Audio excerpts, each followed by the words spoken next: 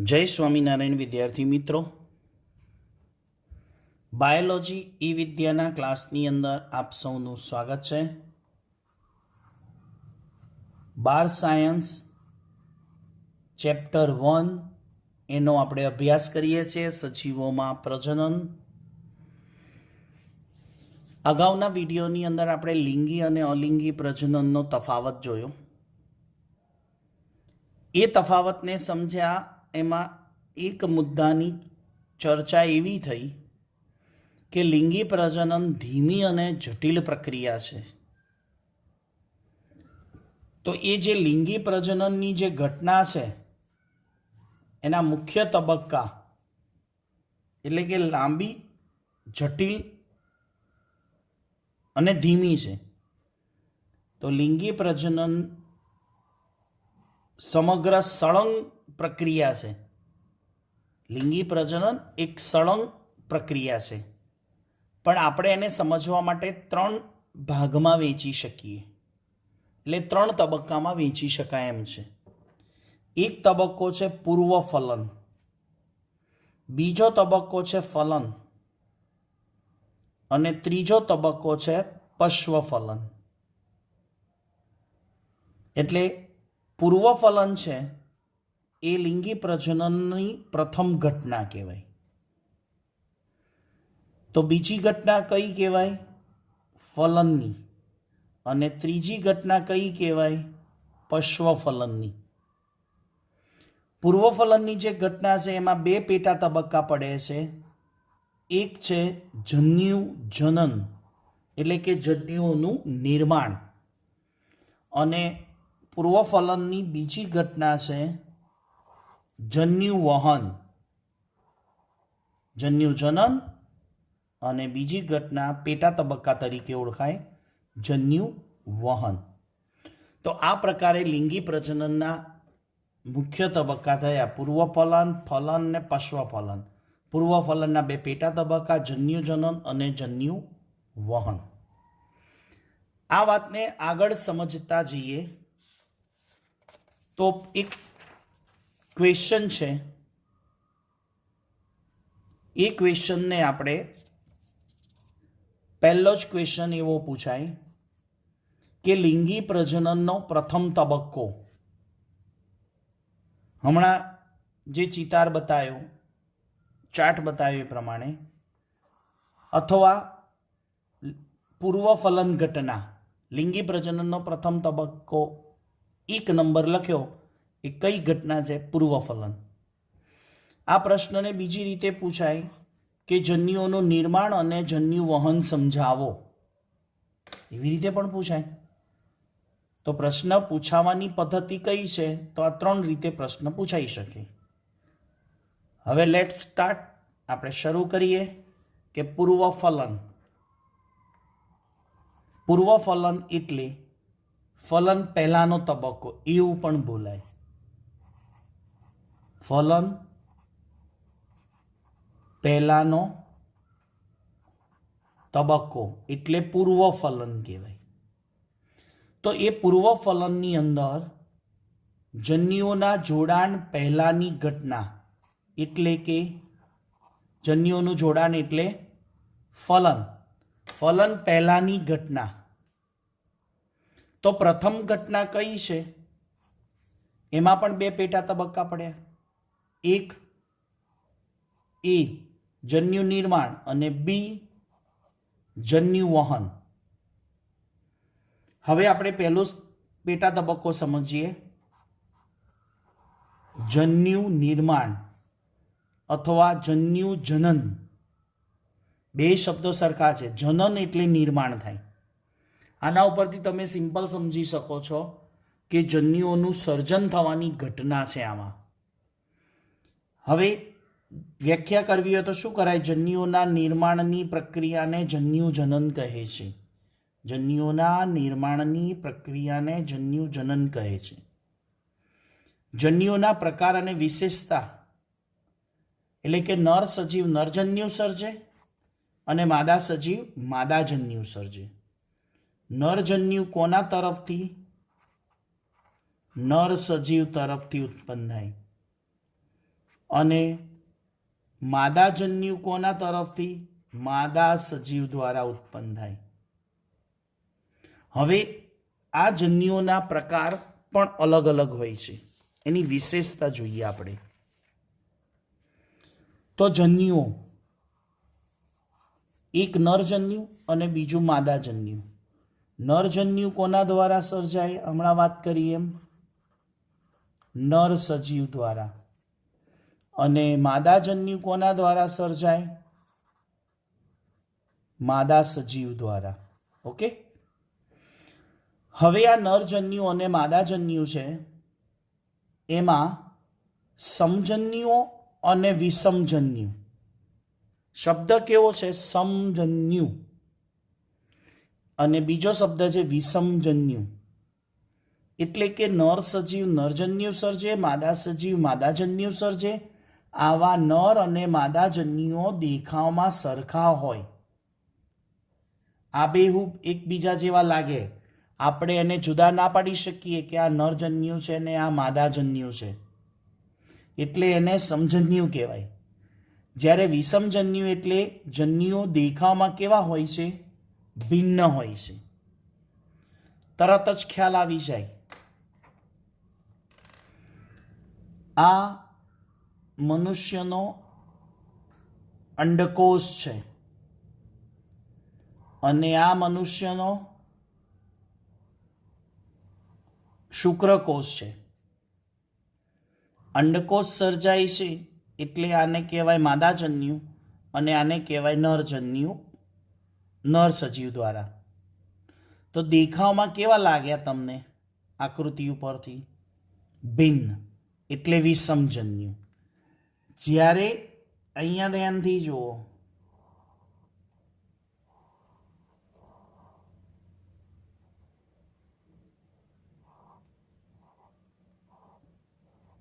આ બંને દેખાવમાં એક નર છે અને બીજો માદાજન્યુ છે, પણ બંને દેખાવમાં કેવા લાગે છે? સરખા. એટલે આપણે એને સમજન્યુ કહીશું. ક્લિયર? બીજી કઈ રીતે સમ કહેવાય? એક તો મોર્ફોલોજીકલ, એટલે બાહ્યાકાર રીતે બહારથી દેખીએ છીએ ત્યારે, અને બીજું દેહધાર્મિક દ્રષ્ટિએ સરખા હોય.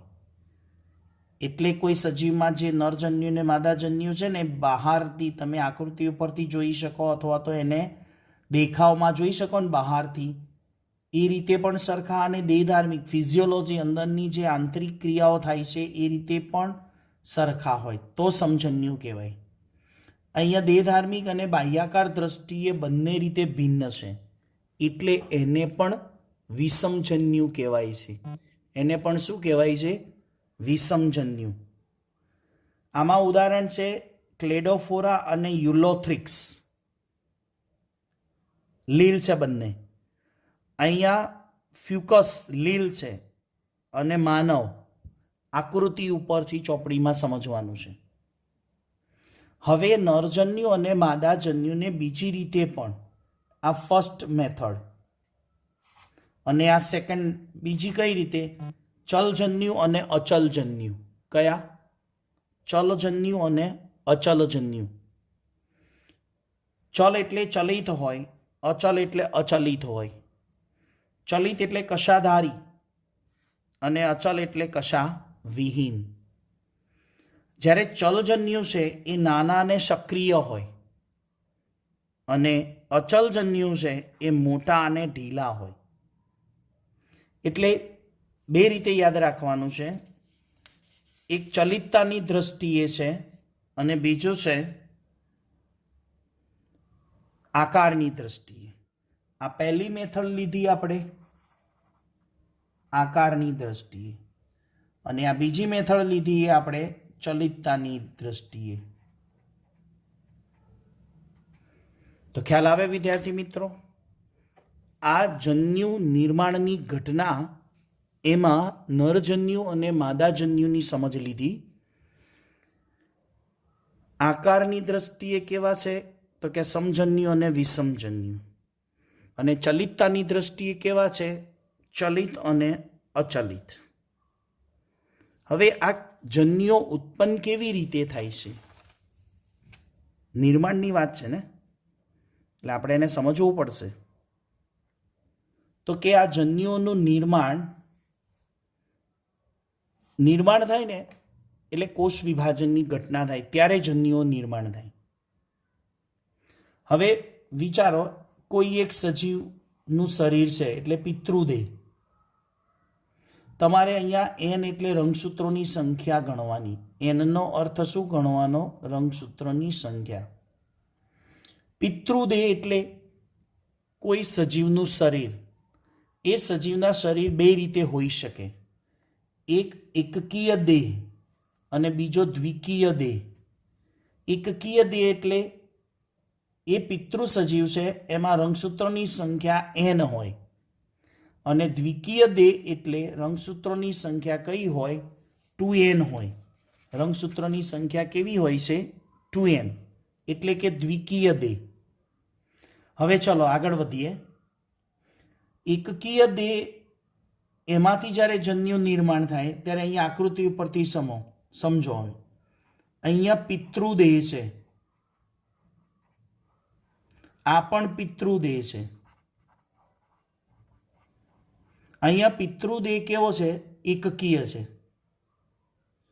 અને જન્યુઓ કેવા છે? એકકીય. વિદ્યાર્થી મિત્રો યાદ રાખજો, હું અહીંયા એક નોંધ લખું છું. જન્યુ હંમેશા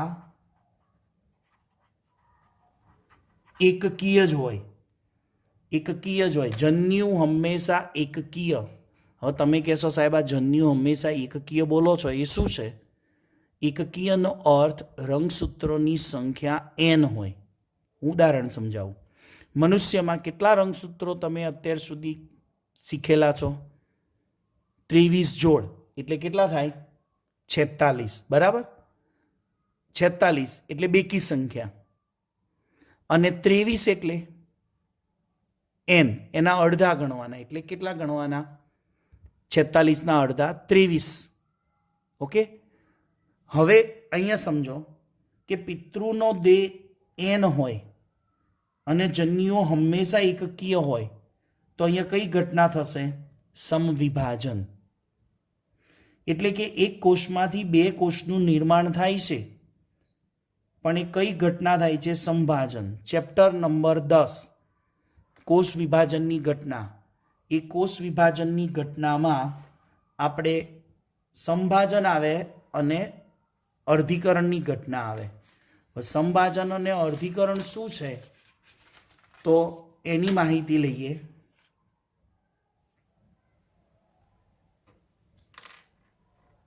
આ એક કોષ છે, એક કોષમાંથી બે કોષ બને એટલે સમવિભાજન કહેવાય. કેમ સમવિભાજન? એકમાંથી બે બન્યા એટલે નહીં. આ કોષમાં જે વસ્તુ છે એ બધી એમના એમ જ હોય. અહીંયા રંગસૂત્રો માનો કે 2n હોય, તો અહીંયા સમવિભાજનની ઘટના થાય તો રંગસૂત્ર 2n જ હોય. જ્યારે અર્ધીકરણની ઘટના છે એ બે સ્ટેપમાં થાય. અહીંયા માની લો રંગસૂત્રોની સંખ્યા 2n હોય, તો અર્ધીકરણ એટલે કે મનુષ્યમાં કેટલા રંગસૂત્રો? 46. અર્ધીકરણ એટલે અડધા થઈ જાય. અહીંયા કેટલા થાય? 23 અને 23. જ્યારે બીજો તબક્કોમાં 23 જ રહે. એટલે આ તબક્કો સંવાજન જેવો છે, અને પહેલો તબક્કો છે ને એમાં જ રંગસૂત્રોની સંખ્યા અડધી થાય. તો આ અર્ધીકરણની ઘટના. ઓકે, આગળ વધીએ. અહીંયા પિતૃદેહ છે એમાં રંગસૂત્રોની સંખ્યા n હોય, તો સંભાજનની ઘટના વડે જ્યારે બે કોષો બને તો એમાં રંગસૂત્રોની સંખ્યા n જ રહે. અહીંયા પિતૃદેહ 2n છે, તો અર્ધીકરણ થાય તો રંગસૂત્રોની સંખ્યા n.